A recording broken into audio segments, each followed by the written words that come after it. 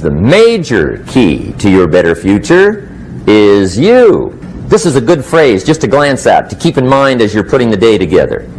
If you'll just let this talk to you during the day, I found it to be tremendously helpful. The major key to your better future is you. For a big share of my life, many things used to puzzle me back in those early days. I used to wonder why two people could work for the same company, one make twice as much money. Now see, that used to puzzle me. And maybe they were the same age, graduated from the same school, live in the same community, work for the same company, with the same products and the same services. They've got the same traffic, the same problems, and one makes $1,000 a month, the other one makes $2,000 a month. Now that was my puzzling question. Why would this long list be the same and the money twice as much? I asked, what's the difference between $1,000 a month and $2,000 a month? And I don't mean $1,000 a month, right? I could figure that out. But what makes the difference? Why would one person do twice as well, 3 times as well? Speaking economically. Now, I know there's more than one way to do well. I understand that. But in this little narrow area called compensation, what's the difference? Well, back then, with my faulty thinking, I'm trying to reason it out. I thought, well, maybe time makes some of the difference, right? Some people do better because they have more time. I used to say, Harold ought to be able to do well. He's got a lot of time. If I had all of Harold's time, I could do well. Now, that's got to be dumb, right? Number one, you can't get somebody else's time. A guy says to me one time, he says, you know, if I had some extra time, I could make some extra money. I said, then forget it. There isn't any extra time. Hey, when the clock strikes 12 midnight, that about wraps it up, right? I mean, you can look around the gongs there for a little more, but it's over. You say to the guy, what are you doing? He says, I'm looking for extra time. See, they'll come and take you away, right? There isn't any more time. Now, if you can't get more time, which you can't, what could you get more of that would make a difference in economic results? And here's the key word. Make it a part of your notes. We're going to consider it tonight. The word is value.